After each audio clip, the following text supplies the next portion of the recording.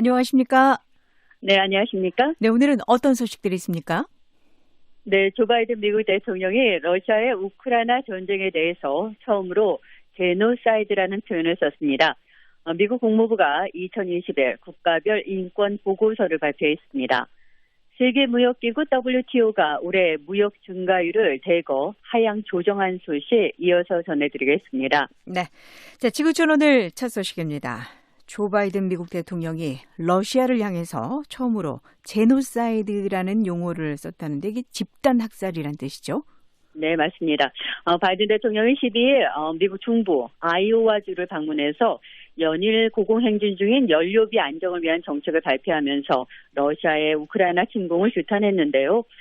그러면서 여러분 가정의 예산, 연료를 채울 능력, 그 어떤 것도 독재자가 전쟁을 선포하고 지구 반대편에서 집단 학살을 저지르는 것에 달려서는 안 된다라고 역설했습니다. 예.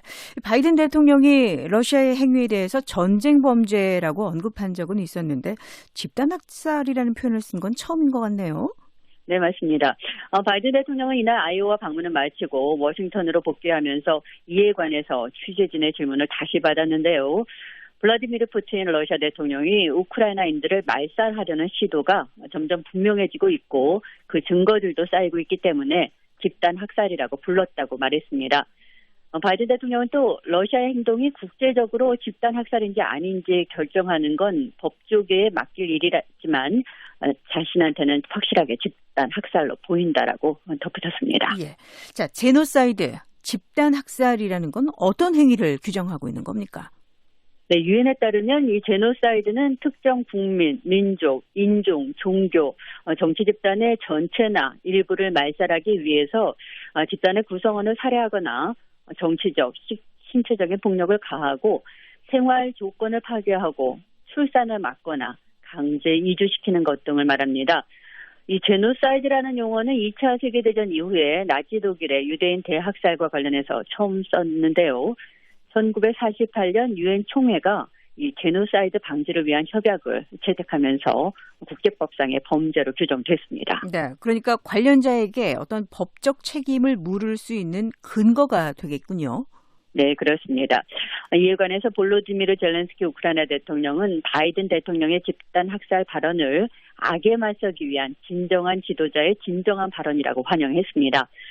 젤렌스키 대통령은 또 그동안의 미국 지원에 감사를 표하면서 러시아의 잔혹 행위를 막기 위해서 더 많은 중화기 지원이 시급하다고 말했습니다. 젤렌스키 대통령은 13일에 이 폴란드, 라트비아, 리투아니아, 에스토니아 정상들과 러시아 대응 방안을 논의합니다. 네, 자, 우크라이나 정부가 무기를 추가로 지원해달라고 요청을 하고 있는데 이에 대해서 미국 정부는 어떤 입장인가요? 네, 미국 정부는 조만간 우크라이나에 대해서 7억 5천만 달러의 추가 안보 지원을 발표할 걸로 예상됩니다. 미국 의회의 고위 보좌관은 로이터 통신에 최종안은 여전히 검토 중에 있지만 곡사포 등 중화기 지상 포격 시스템이 들어갈 걸로 보인다고 말했습니다. 예. 자, 러시아의 움직임은 지금 어떻습니까?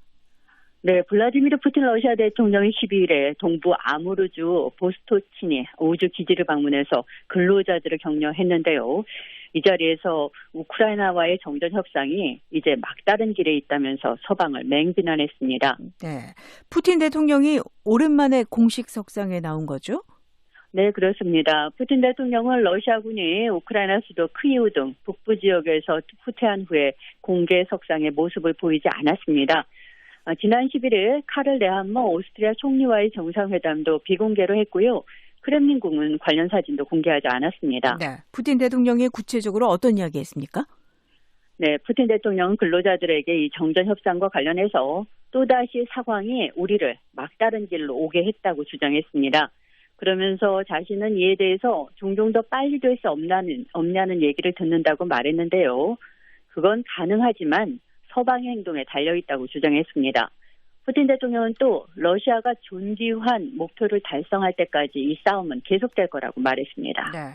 자, 푸틴 대통령이 우크라이나와의 협상이 힘들어지게 된 이유는 뭐라고 했습니까? 네, 우크라이나가 지난달 말 터키의 중재로 이스탄불에서 이뤄진 합의에서 벗어났고 부차 학살 등을 조작했다는 이유를 들었습니다.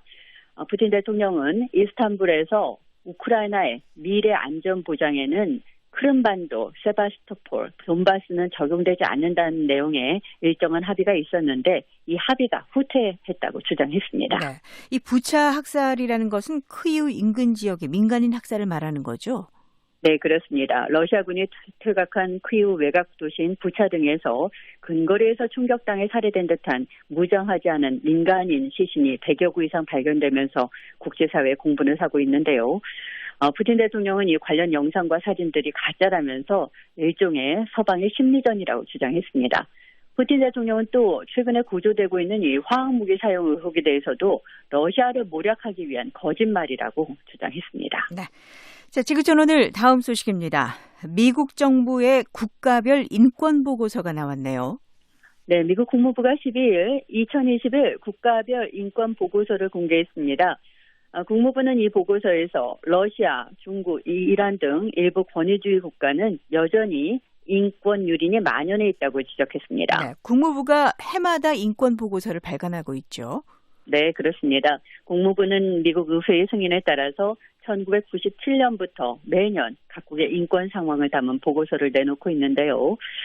미국 정부가 각국의 외교, 경제, 인도주의적 지원 등의 정책을 수립하는 데 근거 자료로 사용되는 걸로 알려져 있습니다. 네, 이 인권 보고서는 조사 대상을 몇 개 나라로 합니까?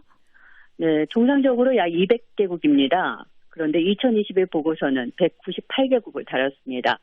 유엔 회원국이 193개국이니까 거의 전 세계 모든 나라를 다룬다고 할 수 있겠고요. 정식 국가가 아닌 팔레스타인 같은 지역의 상황도 다루고 있습니다. 네. 자, 이번 보고서를 발간한 국무부의 설명 먼저 들어볼까요? 네, 토니 블링컨 미 국무장관이 12일 국무부 청사에서 열린 이 보고서 발간 기자 브리핑에서 연설을 했는데요. 블링컨 장관은 유감스럽게도 오늘날 전 세계 인권 상황이 점점 더 많은 나라에서 후퇴하고 있다고 지적했습니다. 또 신종 코로나 바이러스 팬데믹이 전 세계의 인권 관행에 부정적인 영향을 끼쳤다고 지적했습니다. 네, 블링컨 장관이 특별히 지목한 나라가 있습니까? 네, 블링컨 장관은 제일 먼저 러시아를 언급했습니다. 블링컨 장관은 이 손이 묶인 채 거리에 방치된 시체들, 민간인들이 있던 극장과 기차역, 아파트 건물이 잔해 더미로 변하는 것 등 인권 후퇴가 남기는 것들을 지금 목도하고 있다면서 러시아는 조직적이고 대규모 잔혹한 인권 행위를 자행하고 있다고 비판했습니다. 네. 자, 러시아에 관한 보고서 부분에서 좀 눈여겨봐야 될 부분이 어떤 게 있을까요? 네, 보고서는 러시아 정부를 비판하는 사람들에 대한 폭력과 체포, 투옥이 증가하고 있는 점도 지적했습니다. 당장에 이번 주만 해도 푸틴 대통령의 주요 비판자이자 우크라이나 침공을 비판한 러시아 언론인인 블라디미르 카라무르자 씨가 체포돼서 구금된 상황입니다. 네, 러시아의 대표적인 반정부 활동가죠. 알렉세이 나발리 씨도 지금 투옥 중이죠. 네, 나발리 씨는 푸틴 대통령의 대표적인 정적으로 지난 2020년에는 이 독살 위기를 넘기기도 했습니다.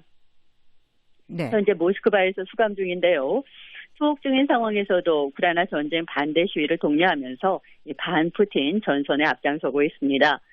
네드 프라이스 국무부 대변인은 이 자리에서 러시아가 비폭력, 평화적인 시위대뿐만 아니라 자신의 보편적인 권리를 행사하고 있는 사람들을 겨냥해서 억압적인 법을 남용하고 있다면서 즉각 중단하라고 촉구했습니다. 네. 지금 전 세계적으로 수감돼 있는 정치범은 얼마나 될까요?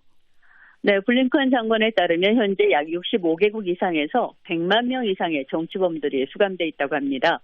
블링컨 장관은 많은 나라들이 점점 더 많은 비판자들을 수감하고 있다고 비판했습니다.